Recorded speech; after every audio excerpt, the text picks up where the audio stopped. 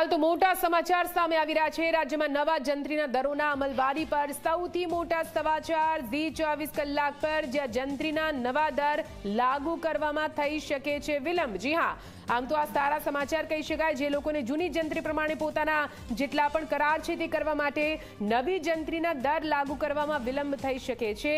સરકારને અનેક સૂચનો મળતા નવા જંત્રીના દર લાગુ કરવામાં વિલંબ થઈ શકે છે। સરકારને જંત્રી મામલે અંદાજિત 11,000 થી વધુ વાંધા સૂચનો મળ્યા છે। 6,000 થી વધારે વાંધા સૂચનો જંત્રી માટે ઘટાડા માટેના મળ્યા છે। 1700 જેટલા સૂચનો જંત્રી વધારવા માટેના મળ્યા। જંત્રીના દર લાગુ કરવા માટે મુખ્યમંત્રી સમીક્ષા કરશે અને તે બાદ નિર્ણય લેવામાં આવશે। મુખ્યમંત્રી કક્ષાએથી જંત્રી મામલે આખરી નિર્ણય લેવામાં આવશે। आज विषय વધુ માહિતી સાથે સંવાદદાતા હિતલ જોડાઈ ગયા છે ફોન લાઈન પર। હિતલ, નવી જંત્રી ક્યારે લાગુ થશે સવાલ હતો, જો કે સમીક્ષા કરવામાં આવી રહી છે મુખ્યમંત્રી તરફથી। હવે એવી વાત છે કે થોડો વિલંબ થઈ શકે છે। આ વિલંબ કેમ, શું કઈ કારણ?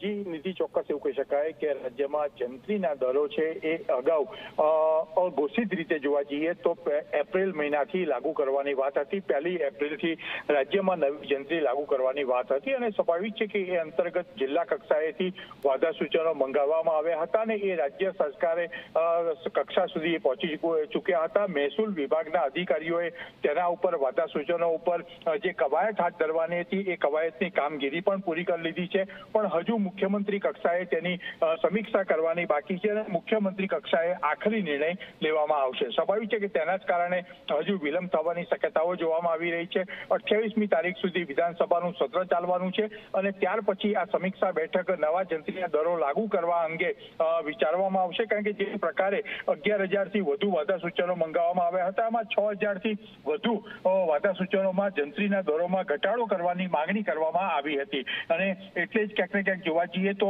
એમાં 1700 જેટલા એવા સૂચનો છે જેમાં વધારો કરવાની માંગણી કરવામાં આવી છે અને ગઈકાલે જે પ્રકારે નાણાં પંચનો પણ રિપોર્ટ આવ્યો છે તેમાં કેટલીક ભલામણો કરવામાં આવી છે। એ ભલામણો તમામ વસ્તુઓને ધ્યાનમાં રાખીને 1 એપ્રિલથી જંત્રી લાગુ કરવામાં વિલંબ થવાની પ્રબળ શક્યતા જોવામાં આવી રહી છે। એટલે એવું કહી શકાય કે એપ્રિલ મહિનામાં બીજાથી ત્રીજા સપ્તાહમાં નવા જંત્રીના દરો લાગુ થવાની શક્યતાઓ અત્યારે જોવામાં આવી રહી છે।